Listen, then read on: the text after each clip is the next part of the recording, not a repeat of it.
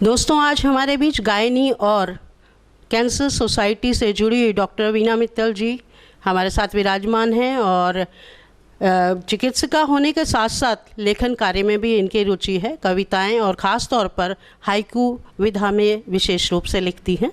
आज हमारे बीच वीना मित्तल जी आई हुई हैं और वीना मित्तल जी, हम आपका बहुत बहुत स्वागत करते हैं, अभिनंदन करते हैं। Thank you madam, thank you. Doctor साहब, आपकी साहित्यिक यात्रा, जीवन यात्रा और साहित्यिक यात्रा में, जीवन यात्रा से साहित्यिक यात्रा कैसे बन गई, यानी कि कब आप साहित्य से जुड़ गए, इस बारे में मैं आपसे कुछ पूछना चाहूँगी। मेरे को बचपन से ही बड़ा शौक़ था डिबेट वगैरह में पार्टिसिपेट करने का।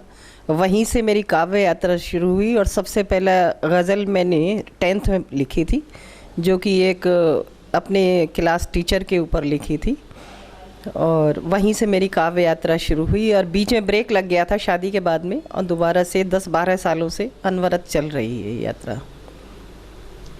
और चिकित्सा जगत को आप काव्य जगत से किस प्रकार जोड़ती हैं? चिकित्सा जगत अपनी जगह है और भावनाओं का अपना अलग महत्व है, और चिकित्सा में भी भावनाएं काम करती हैं और कविताओं में भी भावनाओं का समंदर बहता है। तो मेरे को समन्वय करने में बड़ी आसानी होती है। मैं लोगों को बड़े अच्छे से समझ पाती हूँ कि वो चाहते क्या हैं। इस बीच कोई काव्य रचना आपने की है? काफ़ी काव्य रचनाएँ की हैं, लेकिन अभी प्रिंट नहीं करा पाई हूँ घरेलू जिम्मेदारियों की वजह से, और इनसे फुर्सत पाते ही वो भी प्रिंट कराऊंगी मैं। काफ़ी सारा लेखन मेरा जुटा हुआ है। चूँकि आप चिकित्सा जगत से जुड़ी हैं और सृजन आपका चिकित्सा में भी चलता है और काव्य में भी चलता है, तो इस समय किस प्रकार का सृजन आप कर रही हैं?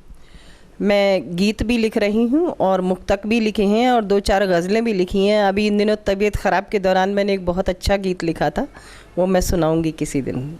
और चिकित्सा क्षेत्र में क्या कर रही हैं? चिकित्सा क्षेत्र में मैं कैंसर के मरीजों का फ्री इलाज कराती हूँ और इंटीरियर में जाके जगह जगह कैंप लगाती हूँ, और मोबाइल वैन चलाने का मेरा इरादा है। वो शायद 1-1.5 महीने में मैं शुरू करने वाली हूँ, जिससे गरीब लोग चिकित्सा से वंचित नहीं रहें।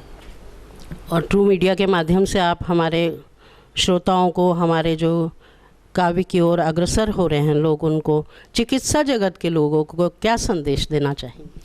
ट्रू मीडिया अपने आप में एक स्तंभ की तरह काम कर रहा है और निरंतर प्रगति कर रहा है। मेरी उसके साथ शुभकामनाएं हैं कि वो इसी तरह आगे बढ़ते रहें, और पूरी टीम को मैं अपनी शुभकामनाएं देना चाहती हूँ और बधाई देना चाहती हूँ कि वो आगे बढ़ते रहें।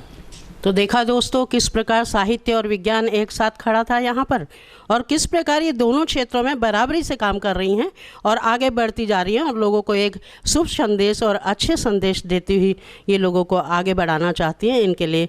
इसके लिए इनका हम बहुत बहुत धन्यवाद करते हैं। वीना जी, आपका बहुत बहुत धन्यवाद है। Thank you so much. Thank you.